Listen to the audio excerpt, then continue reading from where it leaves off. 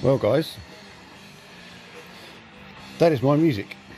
Yeah, anyway, this is also one of my folders from Drum Tech. This is the Drum Techniques and Sight Reading, September 1999. Any of you been to this shop? It's not there anymore, but it was in Florida. Just had absolutely everything under the sun that you needed for a tour, to be honest. And let's open this up. Alright, so this first page, this is a chart for the song Australia by Manic Street Preachers. And basically just write out a basic form of the pattern, and then with all these various signs and logos and things and your instructions, go around again. So this is a repeat, and then the second part, another drum fill, a rest section, or actually that might be two repeats. I can't remember all of this, but with these simple signs you know that, okay, so I've got to repeat that bit again, and then I repeat that bit times 2. So it looks like we got another one here. Hey Joe. Either that, or that's just a part of the lyric to help you know where you are in the song. Oh no, that was Hey Joe. So here we go. Here's a chart for Smells Like Teen Spirit. And that's all it is. That's all you need for the entire song. Yes, anyway. So, let's open this up.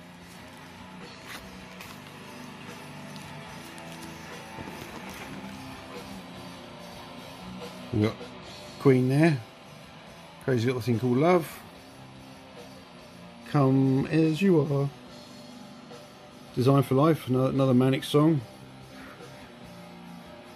Right, I know what this is from now. This was not from Drum Tech itself. I wrote these for a cover band I was in briefly. Very cleverly titled The Undecided. So if you're playing all sorts of other people's music, then you're pretty undecided as to what kind of music you want to play. Anyway, so this is the college material.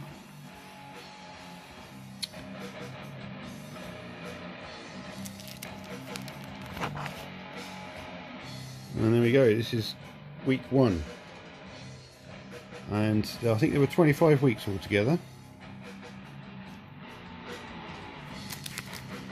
And it was definitely the most enjoyable year of drumming I've ever had anyway. Especially in my early 20s.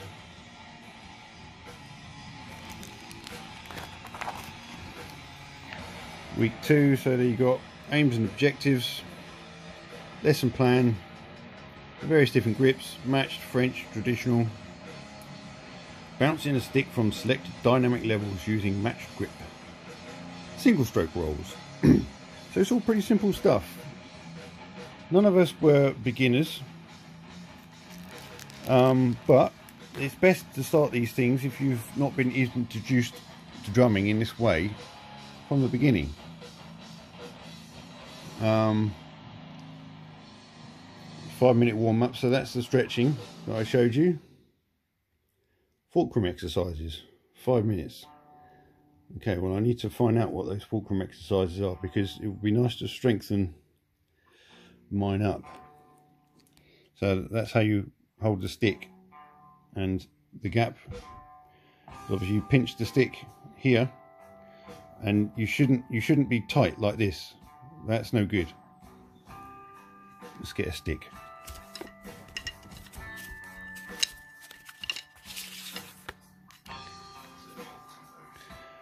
So that's how you're holding the stick, so there's plenty of movement in your hand.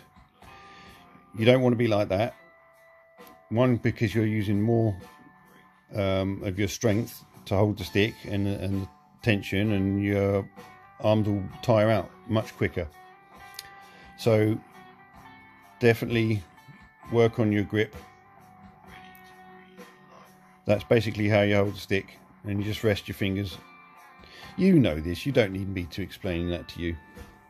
Anyway, so what else have we got in here? Ah, positioning. Oh,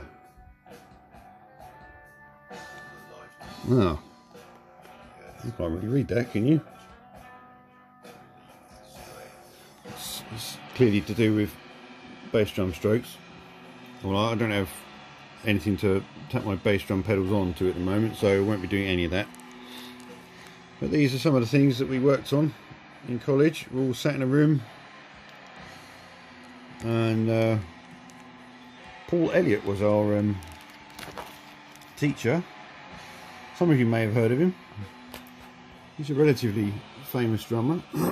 He's got some DVDs out there if you want to check him out. He was fronting a marching band at the age of 6, so he told us. Week 4.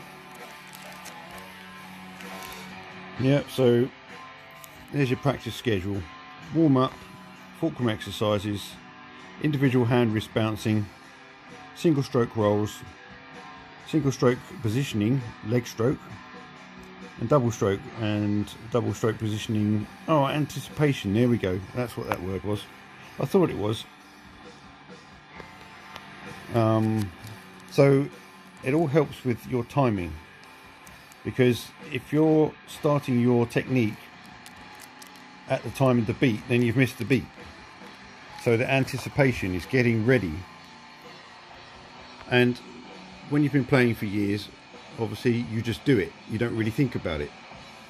But if you're having a problem with your timing, maybe it's worth breaking down and analysing what you're doing and seeing if there's something you can do that will improve.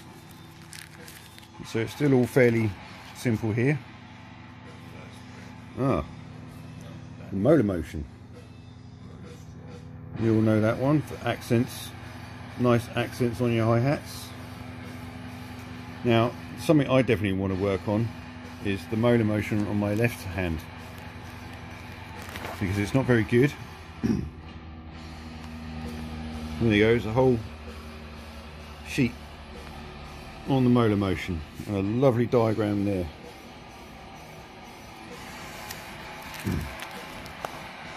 So what we got here? Exercises. This is to help the motor motion. So this is the accent, and yeah, I shall have to work on these.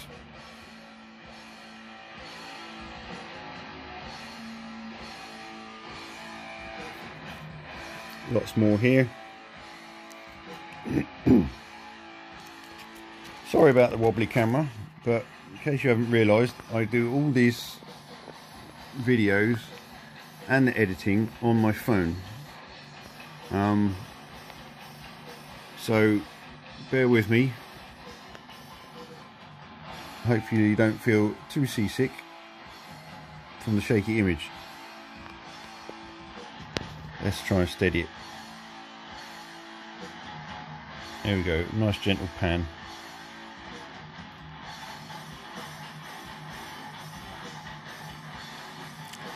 Lots and lots of information to take in. Thankfully, the lessons were well planned out, well structured. Obviously, once you get used to the swing of how it all works, then it's much easier to learn what you're being taught. So one of the tutors was Mark Roberts. He is, or was, or has been, the live drummer for the band Massive Attack. He was an exceptional drummer. He taught us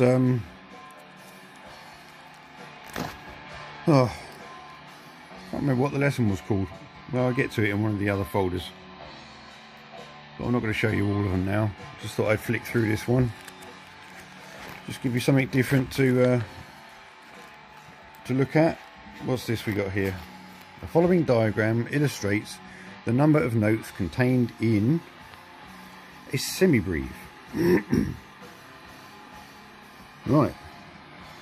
So there's your whole note.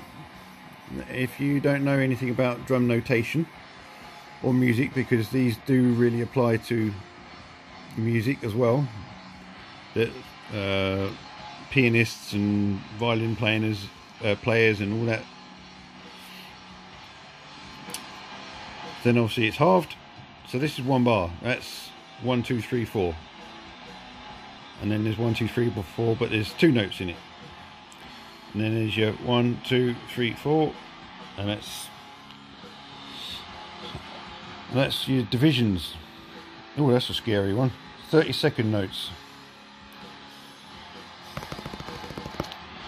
Yeah, pretty fast, huh?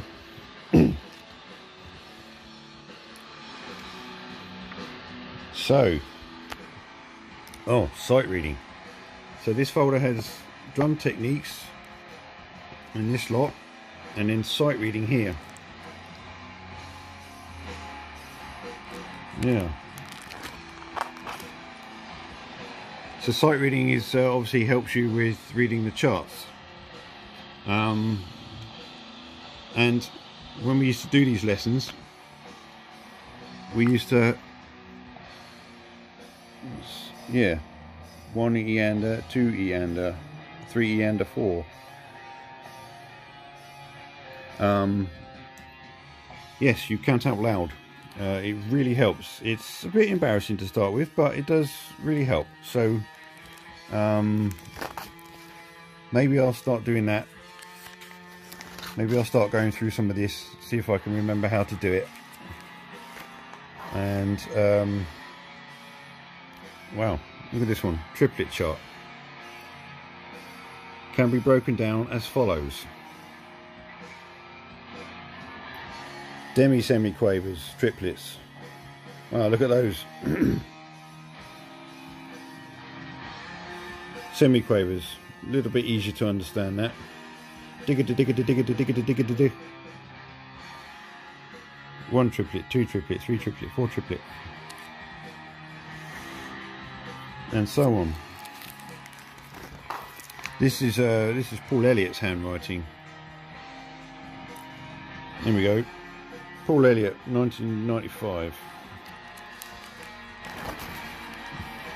So he's come up with these.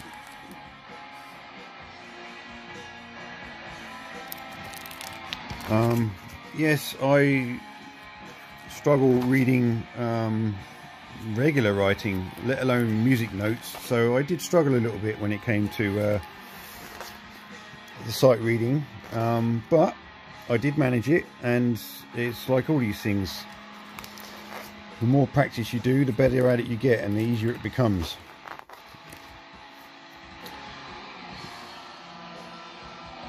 Any of you recognise that? Put in the comments below if you know what that is and who that is.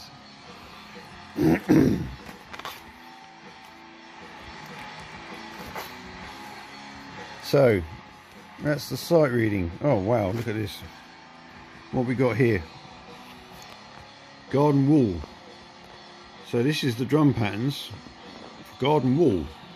And I'll be honest, I can't tell you who the song is. So if you know who did the song called Garden Wall, put that in the comments and let me know.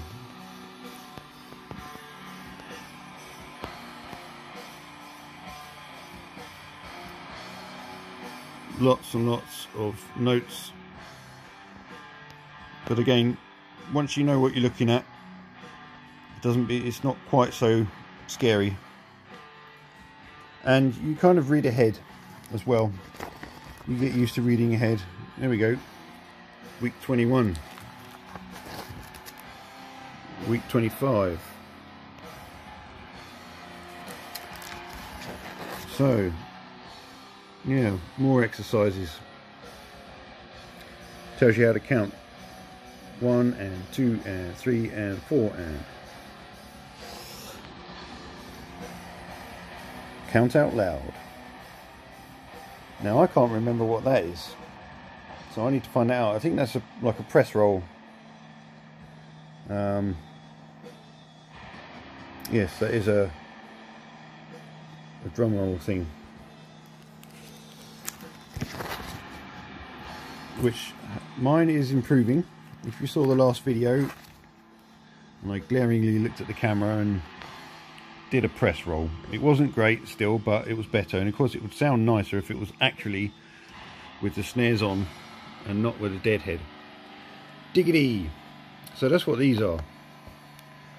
1 diggity 2 and 3 diggity 4 and 1 diggity 2 and 3 diggity 4 and 1 diggity 2 and 3 diggity 4 and 1 diggity 2 and 3 diggity 4. And yeah, then it goes the other way. 1 and 2 diggity 3 and 4 diggity, 1 and 2 diggity 3 and 4 diggity. So the sound you're making with your mouth is the sound you're making with your sticks as well. So once you understand, and then the opposite way around. I'm not sure who wrote that. Again, it's probably Paul. Diggity 1, 2 and diggity 3, 4 and yeah. So lots of exercises that I think I need to go through. It would be nice to be able to read the music again. So yeah, there's a, I don't know, a rough buzz roll, 2-eander, buzz roll, 4-eander.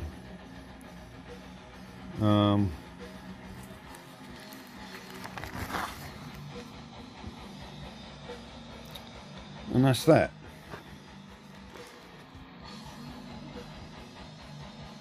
There we go. So I hope you found that interesting. Yeah, I've got 2 more folders with lots more of that kind of stuff in there, and I think I need to start working my way through them, seeing as I did the course back in 1999. There's no reason I can't carry on with it now in my journey, and seeing as I've gone back to the beginning with my techniques and everything, I think it would be good material to work from. And yes, it'll be counting out loud and that sort of thing, and but as I said, it is good practice. They wouldn't get us to do it otherwise.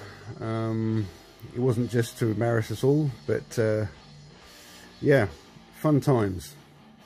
So hope you've enjoyed the fact there's a little bit of music going on. If you want to know what it is, well, it's me, it's Glacialpath. Just go to SoundCloud and look up Glacialpath and you'll find all my demos there. And of course that is one of the big aims of me getting back to drumming, is being able to record those demos as proper songs, and hopefully put them onto an album and release them. There is only one track though with my acoustic kit on, and that is a song called Fallen Trees.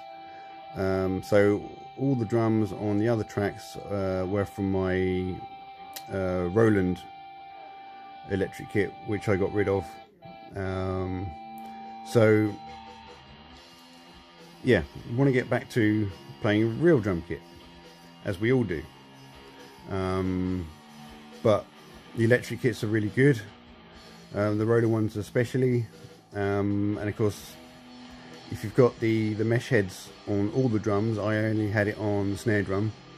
The toms were the grey rubber pads, but without that kit I would not have been able to do my demos. So yeah, I'm grateful I had that at the time. And yeah, anyway, that's it for now. Just thought I'd do something a little bit different. I know I posted a video on Wednesday, but you don't want to keep seeing me practicing at the snare drum all the time. That would just be boring. But if you guys have any ideas of what I could put in my videos, then yeah, put it in the comments below, let me know, because you're the viewers, not me. So if you don't want to sit there bored, then we need to do something different. Right, I'm going to shut up now. Anyway, don't forget, like the videos, subscribe to the channel, and leave your comments below, and I'll see you in the next one.